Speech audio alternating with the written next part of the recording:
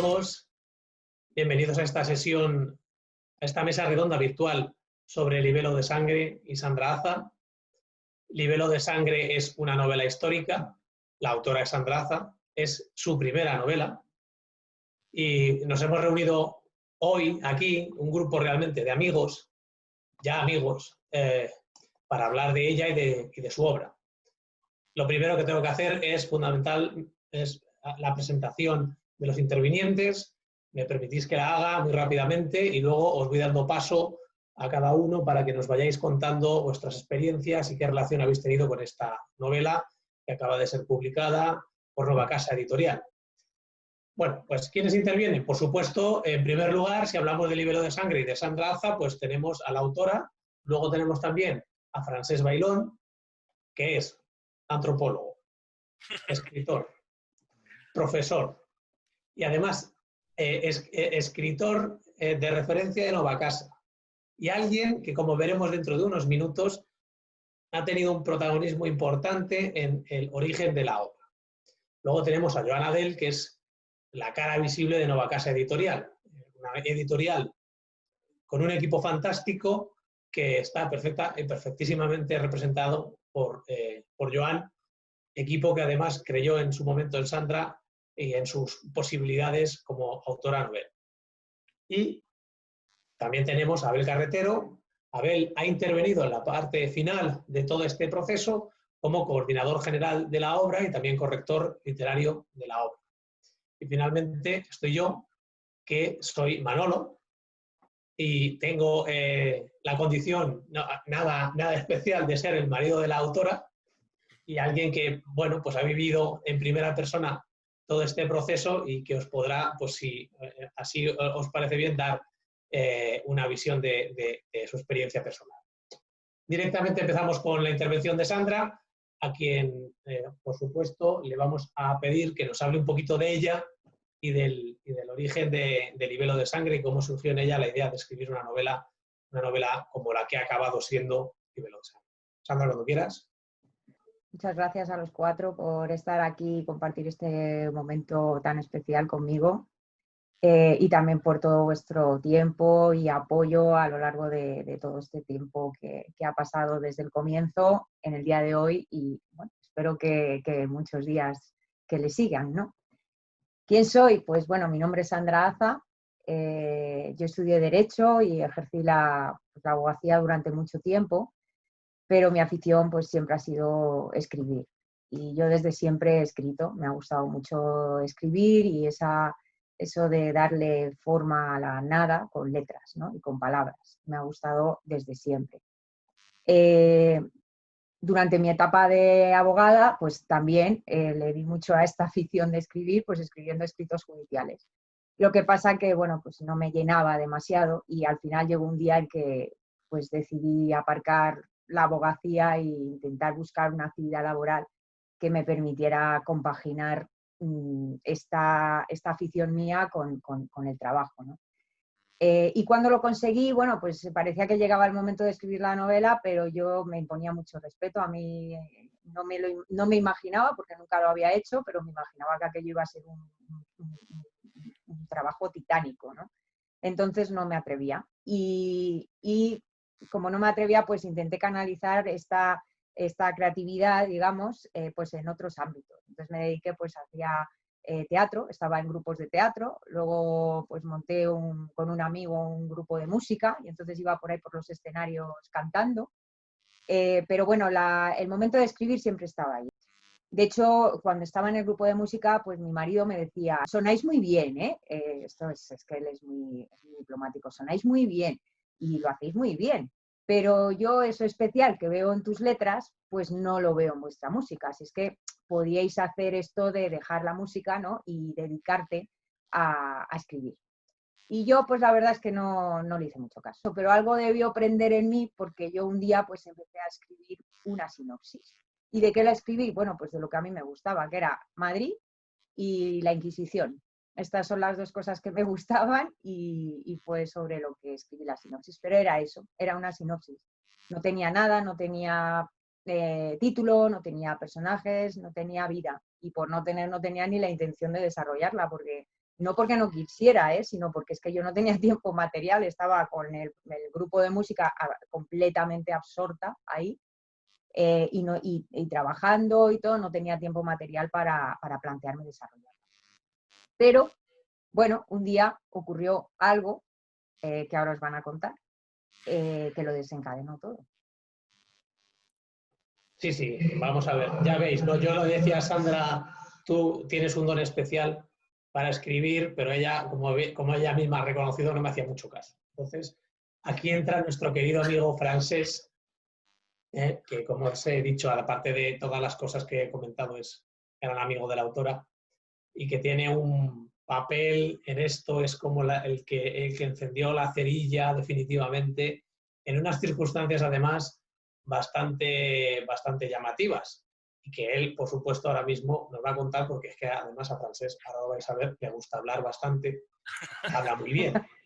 Así que, a ver, Francés, cuéntanos qué es esa cosa tan misteriosa que finalmente determinó que Sandra se arrancase a de verdad meterse de fondo en el proyecto de escritura.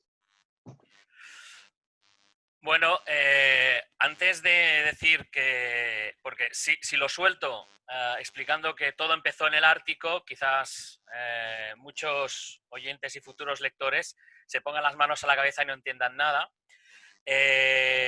Yo conocí a Sandra y a su marido, a Manolo, hace 6 años en Groenlandia. Yo hacía de guía y allí pues empezó una gran amistad que, bueno, se trasladó a lo largo de los años hasta la actualidad. Y de hecho, 2 años después, en el 2016, pues ellos querían hacer otro viaje al Ártico y yo en aquellos momentos estaba organizando un viaje a Siberia. Entonces se apuntaron y nos fuimos a Siberia y estábamos en un lugar que se llama la península de Yamalia, que significa el fin del mundo en la lengua nativa, y en concreto estábamos en medio de las montañas Urales polares. Las montañas Urales polares son la frontera geográfica que separa el continente europeo del asiático, y nosotros estábamos en la zona asiática. Y en concreto estábamos dentro de un CHUM. El CHUM es una tienda de piel que la construyen, las instalan los Nenets, que es un pueblo pastor nómada de renos. Es uno de los últimos soplos de humanidad que le quedan al planeta. Es un pueblo que vive como hace casi 2000 años y de hecho pues estábamos como viviendo una experiencia de vida, como muchas veces dijo Sandra de este viaje, en medio de la nada y con unos auténticos seres humanos que vivían como antaño. Y estábamos en la tarde dentro del CHUM. Hay que decir, por si alguien pensaba que hacía mucho frío, no hacía mucho frío. De hecho, yo aún recuerdo una noche que Sandra y Manolo hicieron la broma de nos habías dicho que aquí hacía mucho frío y estamos sudando, porque justo empezaron a poner leña en la estufa y bueno, nos cogió todos un subidón que la verdad es que nos tuvimos que poner en manga corta porque aquel calor era insoportable. Claro, que cualquiera que dijeras que estabas en Siberia no se lo iba a creer, ¿no?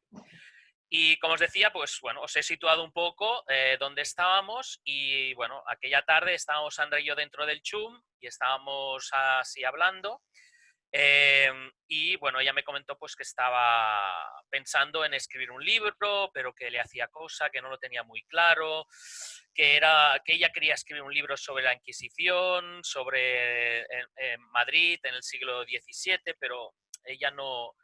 Le faltaba aquello de el último empujón para empezar a escribir realmente, ¿no? Yo conocía esa sensación porque yo la había tenido con mi primer libro, sobre todo con el primero, porque el primero es el que te marca yo creo que te marca la trayectoria y te da la experiencia. Y bueno, en ese momento, pues claro, esa sensación de empatía hacia una persona que sabes por lo que está pasando. Y entonces, bueno, yo le comenté que si realmente quería escribir, que se pusiera a escribir y que yo lo que podía hacer era hablar con Joana Day, el responsable y, digásemos, la imagen de Nova Casa, con su gran equipo, pues que hablara con él para mirar de que le diera la oportunidad de poder publicar ese libro. Además, en esos momentos yo creo que no voy muy equivocado, pero tampoco en el año 2016 creo que debía hacer 1 año o 2 que Novacasa había empezado, creo. O sea, que era una editorial relativamente joven, con muchas ganas de trabajar, apostando por escritores noveles, apostando por ideas que fueran originales. También empezaron con el apartado de viajes, ¿no? de viajes de gente pues, que había estado en diferentes lugares del mundo y que lo había querido plasmar sus experiencias en un libro. Y bueno, yo hablé con Joan y entonces a partir de ahí ya dejé que Joan y Sandra pues hablaran entre ellos, pero bueno, yo creo que Joan ya desde un principio vio que eso era factible y que se podía realizar y apostó por Sandra. Sí, efectivamente. O sea, yo me acuerdo perfectamente de ese momento, porque yo también estaba por allí. Era una tarde en la que algunos de los que estábamos viviendo esa experiencia habíamos salido al exterior a hacer una caminata y allí cuando yo volví, pues vi un brillo en Sandra y me dijo, ya está, ya lo tengo clarísimo, ya me voy a arrancar a la novela porque además Francesc me va a ayudar y me va a dar la oportunidad de que alguien me diga si esto tiene sentido o no tiene sentido. ¿No? Alguien, de verdad, un profesional. Ese profesional es Joan, con quien Sandra enseguida se puso en contacto gracias a la intermediación de Francesc. Y Joan, pues oye, te agradecemos muchísimo, de verdad. Es que no sabes lo que te agradecemos, tanto Sandra como servidor, todo lo que está pasando y todo lo que ha pasado en estos años. También tu presencia aquí hoy, y te íbamos a pedir un poquito, bueno, pues que nos contases eso, el momento aquel en el que os pusisteis en contacto y cómo surgió todo esto, cómo le diste definitivamente el espaldarazo a Sandra para que ya definitivamente se pusiese a escribir algo. La verdad es que fue muy sencilla la decisión. Como ha dicho Francesc, nosotros hacía muy poco que habíamos sentado, de hecho empezamos en 2014, o sea que hace 6 años. Un equipo joven, con muchas ganas de comernos el mundo y empezamos con los viajes, pero la historia, digamos, de Novacasa nos ha llevado por muchos recovecos, ¿no? Tenemos una gran distribución en América Latina, sobre todo en novela juvenil. Tenemos algunas muy buenas novelas de policíacas, algo de infantil, también algo de novela histórica. No nos cerramos a nada y lo que buscamos es siempre pues, que las obras aporten algo. Y wow, yo me acuerdo de cuando Francesc me contó cómo había sido la experiencia de conoceros, las inquietudes de Sandra, los temores, ¿no? Dijo que solamente lo que necesitaba era como un puerto, ¿no? Un sitio donde alguien espera para publicar lo que estás haciendo, ¿no? Cuando vi lo que Sandra estaba tejiendo, me quedé impresionado. Y es algo que, bueno, creo que todos compartimos, ¿no? Porque es algo fuera de serie. O sea, es algo que realmente es un regalo para cualquier editor. Pienso que el presente lo habéis hecho vosotros, me lo ha hecho Sandra, porque con el orgullo y la suerte de ser el editor de esta obra magnífica, donde no es que te metas dentro del Madrid de 1600, es que lo vives. Lo ves y te quitas el sombrero delante de toda la trama. Que yo debo decir que cuando Sandra me presentó el esbozo, yo le dije que me lo leería cuando saliera en papel, porque soy lector de papel, así que yo ahora me lo estoy leyendo, estoy terminando y lo estoy disfrutando un montón. Siguiendo un poquito el hilo conductor que estamos teniendo, porque estamos hablando del proceso creativo, que pedirle a Sandra que nos contase un poquito por qué el libelo de sangre, por qué el título también, y cuál ha sido el proceso creativo que ella ha vivido en estos años para dar este fruto. Libelo de sangre, la verdad es que es una pregunta muy recurrente de los últimos días, ¿no? Esto de me impacta mucho el título, ¿no? Pero ¿qué es un libelo de sangre? Bueno, un libelo de sangre es una acusación generalmente falsa, ¿no? Que culpa a los judíos de secuestrar niños cristianos, torturarlos, crucificarlos y después acopiar su sangre para celebrar con ella rituales religiosos, ¿no? Libelos de sangre ha habido bastantes a lo largo de la historia. Los primeros documentados son del siglo XII y ha habido hasta bien entrado el siglo XX. De hecho, muchas de las proclamas de Hitler eran algo muy parecido a libelos de sangre, ¿no? En España también los ha habido y de hecho uno de los libelos de sangre que hubo, muy conocido, que es el del Santo Niño de la Guardia, en una localidad de Toledo, fue el que provocó el Edicto de Granada, que fue la orden por la cual los reyes católicos expulsaron a los judíos en 1492 de España. Y además os diré, como dato así anecdótico, que este Edicto de Granada ha estado en vigor hasta 1969, que fue cuando lo derogó Franco. Evidentemente ha habido judíos antes, pero es que oficialmente, según este edicto que estaba en vigor desde 1492, no podía haberlo. Y fue en el siglo XX cuando se derogó de manera expresa. Es un dato curioso. Bueno, y entonces, ¿de qué va? ¿Libelo de sangre? Pues eso, un libelo de sangre. Y entonces a partir de ahí, pues claro, nos imaginamos pues que hay pues judíos, hay Inquisición, hay aventuras y desventuras en torno a esto, ¿no? Y esas aventuras y desventuras pues afectan a una familia, que es la familia Castro, y el protagonista es el hijo mayor, un muchacho de 13 años, se llama Alonso Castro, y es el que, bueno, pues es un poco, bueno, aventuras y desventuras viven todos, ¿no? Pero él es un poco el protagonista. Bueno, mi proceso creativo, me preguntabas, ¿no? Pues, ¿no, Manolo? Pues el proceso creativo... Sí, agradecer cómo has vivido también, porque es una cosa que llama bastante la atención, cómo uno se documenta, bueno, el proceso creativo, cómo es escribir una novela. Bueno, yo del proceso creativo lo que destaco son dos cosas. Y una está relacionada con la historia en minúscula y la otra está relacionada con la historia en mayúscula.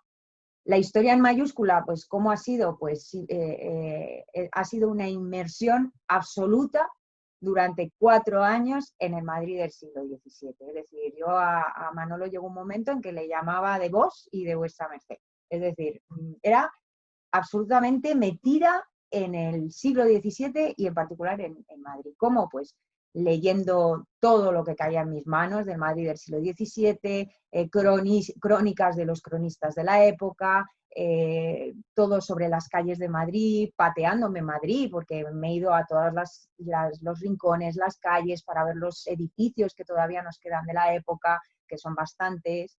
Luego también he leído bastante la literatura del siglo de oro, eso es una fuente de información fabulosa sobre las costumbres de la época, sobre la gastronomía, la manera de vestir, la manera de comportarse, la manera de cortejar a una dama, todo, porque mi gran afán era trasladar al lector allí. Esto fue lo que se refiere a la historia con mayúscula. El proceso con la historia en mayúscula fue mágico, porque a mí lo que me pasó fue que yo empecé a hacer una sinopsis sobre la Inquisición en Madrid. Ya está. Este fue la semilla del libelo de sangre.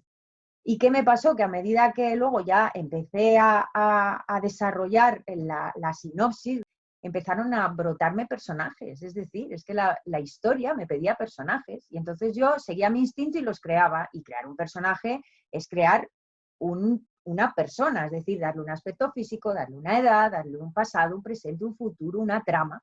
Y claro, yo seguía mi instinto y lo hacía, pero al mismo tiempo andaba yo preocupada diciendo, pero vamos a ver, toda esta gente, ¿dónde la meto yo luego dentro de la trama general de la novela, ¿no? ¿Cómo hago para ensamblar todas estas tramas pequeñas en la trama general? Y mi sorpresa fue cuando un día, de pronto, pues la trama de un personaje se unió con la del segundo personaje, y la del segundo personaje se unió con la del tercero, y la del tercero con el cuarto.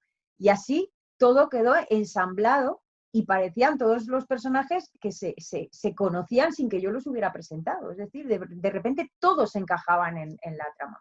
Y para mí eso fue mágico. Y Francesc, tú que has estado también cerca de Sandra, no solo en el momento inicial, sino también en los años posteriores, porque han sido años de trabajo.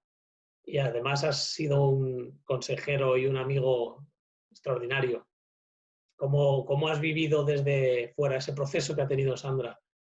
Tú como escritor, además de varios libros importantes, ¿qué consejos le has dado? ¿Cómo la has visto? ¿Qué puedes decirnos sobre esto? El mute, por favor. Bueno, la verdad es que hubo un momento que Sandra me llamó, estuvimos hablando, también lo hacíamos a través de WhatsApp, que yo la veía que se agobiaba mucho. Se agobiaba mucho sobre todo porque ella se ponía como una especie de límite, ¿no? O sea, tengo que acabar para esta fecha para que así lo pueda entregar, ¿no? Decía, y yo, bueno, uno de los consejos que le daba es no pienses en el tiempo o piensa en ir escribiendo y cuando lo acabes lo sabrás. Cuando lo acabes lo sabrás, pero no te agobies con ponerte una fecha límite, sino que todo ha de salir de forma natural. También le decía que intentara no tener periodos de inactividad. Muchas veces la escritura requiere que sea constante y que no, aunque sea un poco cada día, aunque ella me consta que lo hacía mucho cada día, ¿de acuerdo? Siempre que también el trabajo que tenía que compaginar se lo permitía. Y después le dije que una de las cosas más importantes era que supiera aprovechar al máximo los momentos de inspiración, porque a veces cuando estás escribiendo el estado de ánimo te condiciona y te hace escribir a cosas que en otras circunstancias las escribías de otra manera o quisieras decir otras cosas, ¿no? Completamente diferentes. Y cuando realmente te viene la inspiración, que eso lo sabes, has de ser como una máquina y no desaprovecharla, ¿no? Y yo eso es otra de las cosas que le comenté a Sandra. Cuando te venga la inspiración, aprovéchala al máximo, porque luego puede ser que vengan momentos en que te vengan bajón por cualquier circunstancia y entonces esa inspiración te cueste más de que te vuelva, ¿no? Que regrese. Y eso yo prácticamente, esos fueron los consejos que le di y sobre todo que intentara disfrutar al máximo y yo ya recuerdo que hacia el final, bueno, también a mí me dijo que me decía, bueno, a mí me sale 2 millones de caracteres. ¿Cuántos caracteres te salían a ti, no? Digo, digo, mejor no pensemos en los millones de caracteres ni nada de eso, ¿no? Y también recuerdo que otro de los consejos que le di es que intentara,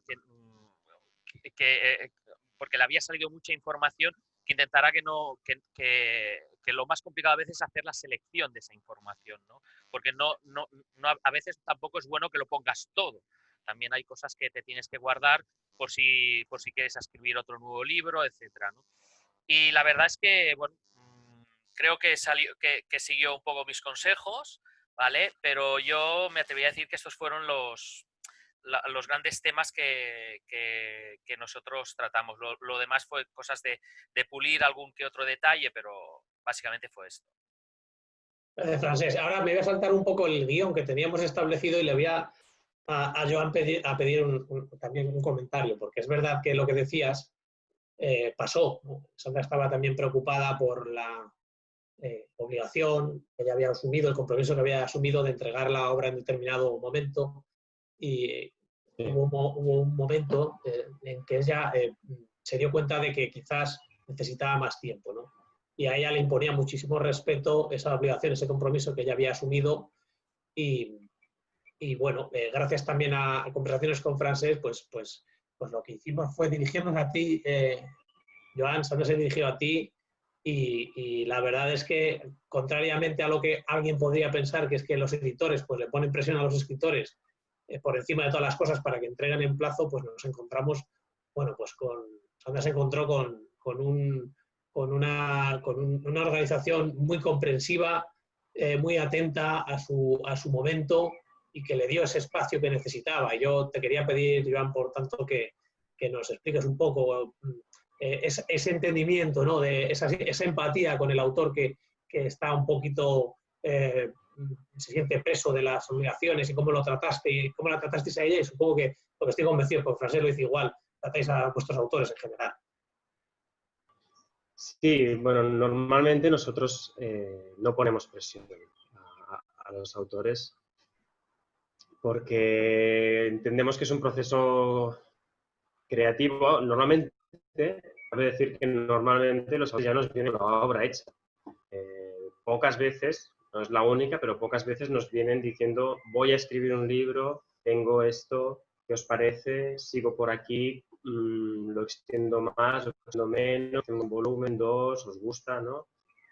Pero en cualquier caso, tanto si nos viene con la obra hecha como si nos vienen con un trabajo por hacer, la única obligación que pedimos es que cuando se entreguen la obra, que ya den por definitiva, allí no hagas cambios. Porque Sí, eso me lo dijo nunca una y otra terminaría vez. de... Sí, porque es inevitable para un autor ver que la obra no es perfecta, ¿no? Y conforme va pasando el tiempo, siempre se quiere introducir un cambio y otro cambio, y eso sí que es un lastre muy grande, ¿no? Para todos los integrantes del equipo, ¿no? Para el de corrección, para el de maquetación. Claro que se pueden hacer pequeños cambios una vez ya tenemos las galeradas, ¿no? Se puede hacer algún pequeño cambio, pero muy pequeño, porque si no, no terminaríamos nunca. Eso es lo único que pedí a Sandra. Y yo noté que eras una increíble escritora, pero con una fragilidad muy grande en cuanto a creérselo, ¿no? O a creer que podía terminarlo, a creer que luego vendría todo lo que está viniendo y va a venir, ¿no? Que es el mostrarlo al público, mostrarlo a las librerías, que se hable, que haya reseñas, porque, si me permitís esta intervención también, la novela histórica para mí es la más difícil de todas las obras de ficción, porque es la menos ficción de todas, ¿no? Es la que tiene que tener una congruencia con la realidad mayor que cualquier otro género de ficción. Entonces, claro, yo sé que te crea muchas inseguridades, ¿no? Crea muchas inseguridades a Sandra por el afán de perfeccionismo, terminarlo a tiempo, terminarlo. Entonces, como dije, noté que Sandra lo que necesitaba era una ancla y una tranquilidad. Es decir, cuando lo tengas, saldrá. También sé que Sandra necesitaba este compromiso nuestro de esta espera, ¿no? Saber que hay alguien que te está esperando, porque si no, para ella misma no lo terminaría. Pero si hay alguien que lo está esperando, entonces sí, ¿no? Bueno, yo lo comprendí muy bien, creo, y fue lo que hice, ¿no? El lecho, ahí esperando a que depositaras todos tus personajes, la novela y pudiéramos empezar. Bueno, yo estoy seguro que ahora está ella así como aguantando la emoción que le producen estas palabras, y al final, pues eso romperá, ¿no? Pero oye, nada, estupendo. Mira, y yo, fíjate, yo estaba haciendo de conductor, pero sí que quería también tener mi pequeño momento, además que todo lo que has dicho, Joan, viene al pelo para hacer mi intervención, porque yo me pregunto a mí mismo lo mismo que le pregunto a Francesc, ¿tú cómo lo has vivido, Manolo, y qué destacarías de ella, ¿no? Entonces yo lo que destacaría, yo claro, ¿qué he hecho? Pues he sido la persona que la ha ido acompañando y que se ha leído los borradores que ya iba escribiendo. En este tiempo he sido quien lo ha hecho, ¿no? He llevado un pequeño peso porque, claro, siendo su marido y la persona que la quiere, pues tenía esa dificultad de tratar de ser objetivo y a la vez de no ser demasiado duro o no ser... la verdad es que, según lo estoy expresando, pues me acuerdo de la mezcla tan grande que tenía de emociones cada vez que leía, porque yo leía y me gustaba, pero a la vez tenía que darle los comentarios que creía que debía darle, ¿no? Y ese es un proceso que ha sido en algunos momentos difícil, pero en general muy, muy, muy emotivo, muy intenso y del que yo estoy enormemente contento. Luego, de ella lo que destacaría sobre todo es, dentro de esa fragilidad por no saber el final y por esa necesidad de tener el ancla, la fuerza de voluntad absoluta de Sandra, que es espectacular. No hay nadie, yo espero que alguien me presenten a alguien alguna vez en la vida que tenga ni el 10% de la fuerza de voluntad de Sandra. es que es espectacular. Entonces lo que ella cogió fue una idea que era como un bloque así de una piedra, ¿no? Y poco a poco lo ha ido puliendo, puliendo, puliendo, y hasta que no ha acabado haciendo lo que para ella es la fachada plateresca de la Universidad de Salamanca, por decirlo de alguna forma, ¿no? Pues no ha parado. Y luego, en cuanto a lo que es la novela en sí misma, pues yo voy a destacar, me vais a dejar 3 cosas que ya han salido. Una, yo creo que Sandra tiene una forma de contar cosas especial. La literatura también es eso. Yo no sé lo que es, porque no soy un experto en literatura, por supuesto, pero sí que cuando lees las historias, la historia en pequeño, como diría aquel, emociona. Emociona. A mí me surge emoción. Capta muy bien las emociones, a mí me las capta. Segundo, en cuanto a que es la historia en mayúsculas, lo que pasa, pues es que estás allí y estás oliéndolo, viéndolo, tocándolo, como si te hubieran transportado en una máquina del tiempo. Y luego, otra cosa que a mí me encanta de Sandra, pero que es ese gracejo que tiene ella, que son los diálogos, unos diálogos que son divertidos, inteligentes, rápidos, con un punto ácido y a la vez irónico, ¿no? Muy, muy, un poco chulapo, madrileño, castizo, pero en plan bien, y que te hacen seguir leyendo, y al final, pues para mí, pues oye, una novela fantástica que espero que lea muchísima gente. Y ya después de mi intervención sigo haciendo de conductor y si me permitís, pues voy a presentar a esta persona que no ha hablado todavía, que está esperando aquí pacientemente, que es Abel. Abel tiene una importancia también capital, porque Abel es la primera persona a quien llega la obra. Ojo, Abel, porque además tú sí que te la lees entera de cabo a rabo el primero, porque yo ya había ido leyendo cosas, pero al final las últimas cosas enteras no las había leído de principio a fin, sino que había ido leyendo fragmentos. Y bueno, pues cuando fuimos a entregar la obra en noviembre a Barcelona, con Francesc y con Joan y con Sandra, pues enseguida salió el nombre de Talabel, que decían allí, es un crack, es un absoluto crack, y que va a ser el coordinador y corrector de la obra, ¿no? Y bueno, pues a él le llega esta obra. Y entonces, bueno, pues él la corrigió, él nos ha ayudado en la coordinación, y lo que yo iba es ahora dar la palabra a Abel para que nos digas qué experiencia has tenido tú con el libro de sangre y con Sandra. Muy bien, pues bueno, ser el último a veces tiene ventajas o puede tener inconvenientes. En mi caso, no sabría definir si es una ventaja o un inconveniente, pero bueno, me suma a todo lo que se ha dicho respecto a Sandra. También gracias por los halagos. No sé si soy un crack o no me considero como tal, simplemente intento hacer el trabajo lo mejor que sé y lo mejor que puedo. Entonces, quiero destacar varias cosas, ¿no? Sí que es verdad que Sandra me dijo, serás la primera persona que se lo leerá todo el libro entero de un tirón.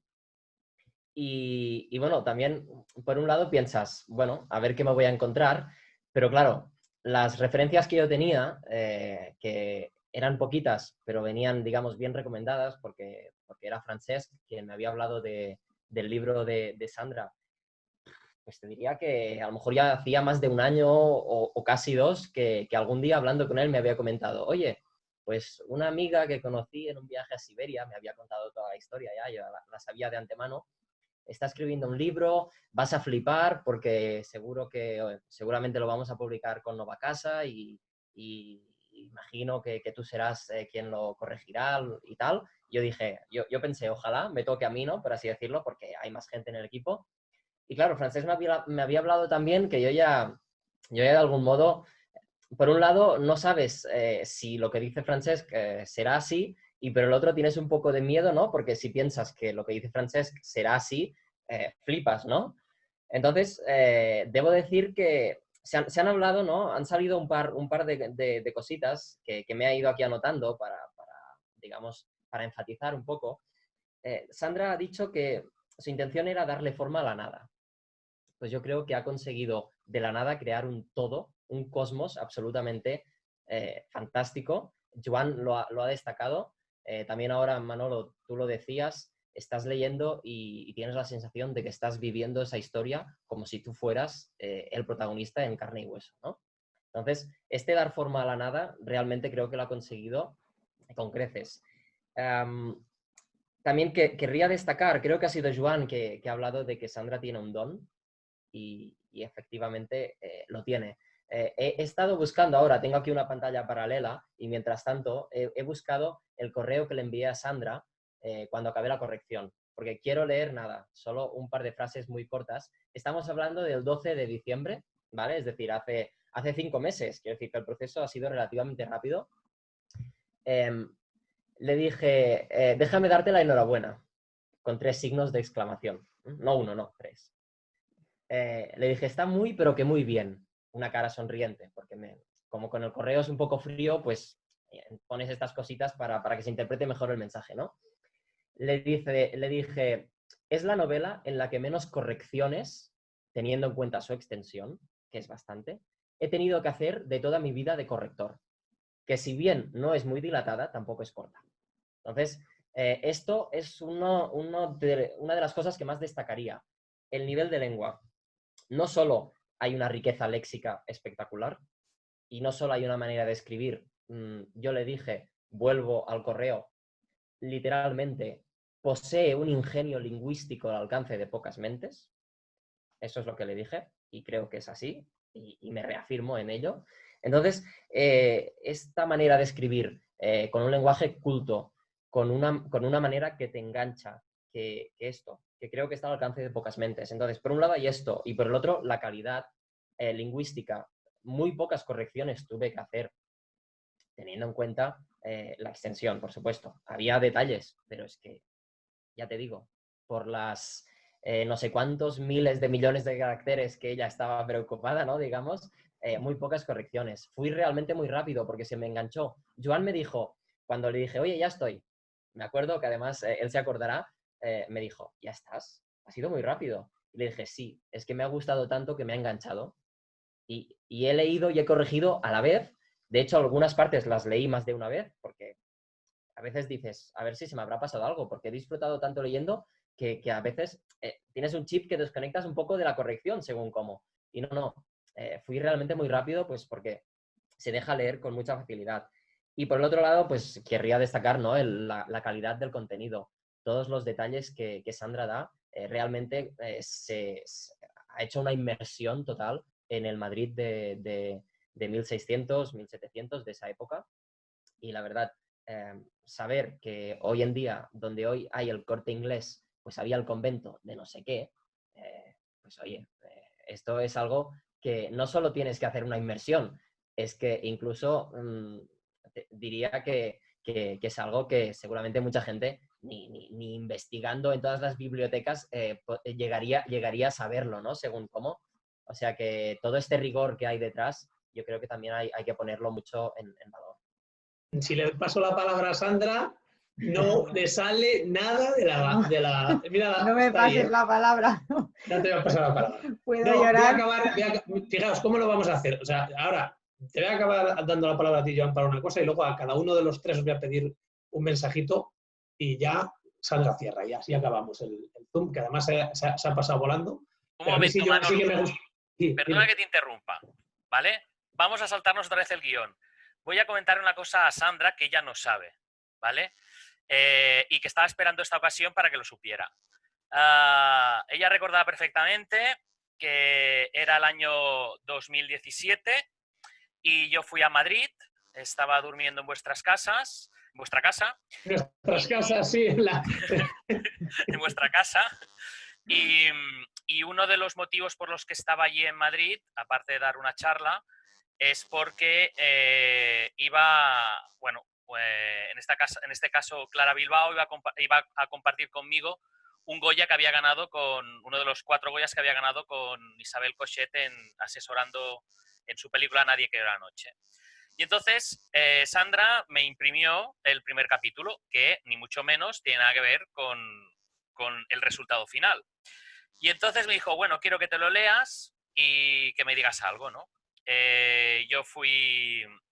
Yo me lo leí, luego fui a haberme la fotografía de rigor con el Goya y cuando salí de allí se me olvidó que acababa de tener un Goya entre las manos y lo primero que me vino a la cabeza es lo que había leído de ese primer capítulo. O sea, o sea, os puedo decir que me olvidé por completo lo que había experimentado y solo me vino a la cabeza lo que había vivido habiendo leído ese primer capítulo, que era un borrador, que no tiene nada que ver con el resultado final.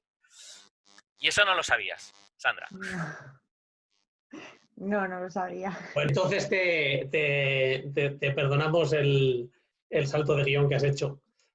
A ver, Joan, simplemente es por acabar un poco el proceso creativo. Claro, esto iba a haber salido el día 23 de abril, que era el día de San Jordi, ¿no? Y hemos tenido que esperar un poquito y ha habido ahí un poquito unos momentos de incertidumbre que también supongo que vosotros, además, en la editorial habéis tenido que experimentar especialmente, ¿no? Y ahora, felizmente, habéis recuperado todos los lanzamientos y estáis otra vez volviendo a la actividad normal y, bueno, pues quería simplemente que nos contaras un poco cómo ha sido todo esto. Sí, bueno, como en muchos ámbitos de la cultura donde se programan espectáculos, lanzamientos, es una crisis que nadie esperaba, obviamente, ¿no? Si no, no lo sé. ¿Cuál es el efecto principal? Yo diría que dos, ¿no? Uno es el que todo retrasa, todo va más lento, y luego que los medios también son menos, ¿no? Como muchas empresas, pues también hemos tenido que hacer un ERTE, y entonces hay menos medios para hacer muchas cosas que están atrasadas, ¿no? Que van con atraso. Pero yo, bueno, pienso que nada es al azar y si no ha salido en San Jordi, donde hay muchos lanzamientos, por otro lado, no tiene por qué ser malo, ¿no? Me gusta mucho un docen que dice, ¿quién sabe si esto es bueno o es malo, ¿no? Nunca se sabe si lo que está sucediendo va a traer algo bueno o algo malo, y viceversa. La novela ha salido ya, está llegando a los puntos de venta, está habiendo una demanda online muy grande, pero lo mejor está por llegar, sin duda. Yo pienso que poco a poco el boca a oreja va a hacer que esta novela explote, porque no hay nada en ella que digas, por lo que de momento voy leyendo, ¿no? Como ha dicho Abel, es solo al alcance de unas mentes brillantes, de unas pocas mentes, el escribir este tipo de obra. Aunque es una novela culta, cultísima, no se hace en absoluto pesada, ¿no? No la aborreces, no te duermes, porque la acción es trepidante, porque los personajes tienen vida, es irónica, desgarra, o sea, es como que lo tiene todo, es, como dije al principio, es un regalo, ¿no? Poderla editar. Me sorprendió que Abel la corrigiera tan rápido. Debo decir que Abel, aunque sea joven, es un corrector muy experimentado y es muy profesional. Aparte tiene una relación con Francesc de muchos años, ¿no? Conocida, y entonces como enlace pues también me pareció la persona adecuada. Él corrige muy bien y corrige muy rápido, pero la verdad es que me sorprendió. Ahora ya sé por qué, ¿no? Recuerdo solamente que Abel me dijo, de las mejores novelas que he leído nunca, y le doy la razón. Y por eso cierro con lo que decía. Puedes ir como editor y como lector con la cabeza bien alta recomendando esta novela, porque puedes crear unas expectativas inmensas como Francesc primero creó en mí, luego creó en Abel, o lo hizo a la vez. Puedes crear estas expectativas sin miedo a equivocarte. Bueno, pues eso. Yo no tengo casi nada más que decir. Francesc, ¿tú qué mensaje le trasladas a la gente? Bueno, yo lo que les recomendaría a los lectores, las lectoras, es que disfrutaran del libro, viajaran a través del texto al Madrid del siglo XVII y sobre todo, por encima de todo, que navegaran a través de la poesía de las palabras de Sandra, porque realmente, aunque es su primer libro, es una gran escritora, es una gran poeta y yo estoy convencido que llegará muy lejos. Estoy completamente convencido. Abel, Dime. Yo no sabría qué más añadir, porque ahora ya sí que casi podría decir que se ha dicho todo, ¿no? Además, el mensaje es compartido en mi caso también. Yo creo, por supuesto, que no va a defraudar a nadie. Ya lo he dicho, la sensación que te crea cuando lo lees, Joan lo ha dicho, Francesc también. A Francesc le impactó solo el primer capítulo cuando era todavía un borrador. Pues imaginaos los 40 o 50 capítulos que hay, con una calidad inmensa de principio a fin. Y yo creo que a los lectores les va a pasar como a mí, que en cuanto acaben querrían empezar la segunda parte, que es lo primero que le pregunté a Sandra. Espero que haya segunda parte, porque me quedé con las ganas. Muy bien, Abel. Y como no podía ser de otra forma, pues esta sesión está terminando, culmina con la autora a la que le preguntamos, o le pedimos que nos diga qué espera ella, si es capaz de articular palabra, que pase con Libelo de Sangre. Pues, bueno, lo primero que tengo que decir, que no he dicho nada, no quería interrumpir, pero es muchas gracias por lo que me decís. Yo ese mail que ha medio leído Abel, se lo dije, me lo guardo en mi cajón particular de la autoestima, porque durante estos 4 años sí que es verdad que hay muchos momentos muy bonitos, pero hay muchas sombras, muchas dudas y todo esto, ¿para qué? ¿No? De verdad merece la pena tanto esfuerzo, ¿no? Porque ha sido mucho, mucho esfuerzo. Entonces, bueno, os quiero dar las gracias de verdad por vuestro apoyo, porque sin vosotros, sin ninguno de los 4 no lo habría conseguido. Cada uno habéis tenido un papel capital en todo este proceso. Y el fundamental ha sido el apoyo y el sostén que yo he tenido en todo momento, en que ha sido un proceso muy solitario. Y todo esto que habéis contado es que me ha emocionado mucho, porque hay cosas que bueno, yo no sabía, ¿no? Y entonces estoy descubriendo ahora y me emociona. Y como yo me emociono, me pongo a llorar, pues eso es lo que me ha pasado. Ya lo estoy haciendo, es ridículo. Pero, bueno, ¿y qué espero? ¿Qué espero de Libelo de Sangre? Pues mira, como madre de la criatura, pues espero lo que toda madre espera de su hijo, ¿no? Que es que crezca fuerte y sano y que sea feliz. Y como un libro es feliz, si hace a sus lectores felices, pues eso es lo que quiero, ¿no? Que sea feliz, que vuele alto y que llegue pues muy lejos, ¿no? Y desde el punto de vista del lector, pues efectivamente, eso que habéis dicho es lo que yo pretendía en todo momento, que es trasladar al lector allí, y que cuando cierre el Libelo de Sangre, cuando haya terminado de leer la historia, pues se sienta que regresa al siglo XXI, ¿no? Porque ha pasado un tiempo allí en el siglo XVII, en el Madrid, y que ya sabe cómo era, cómo se percibía, cómo era la gente, cómo olía esa ciudad, cómo se vivía.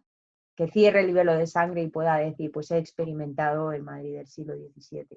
Y algunos de sus personajes, que aunque son ficticios, bueno, a veces la realidad supera la ficción. Seguro que alguno vivió lo que viven los Castro, el Libelo de Sangre. Y pues muy bien, gracias. Señores. Pues gracias a todos los intervinientes por esta sesión, que ha sido fantástica. A mí se me ha pasado el tiempo volando.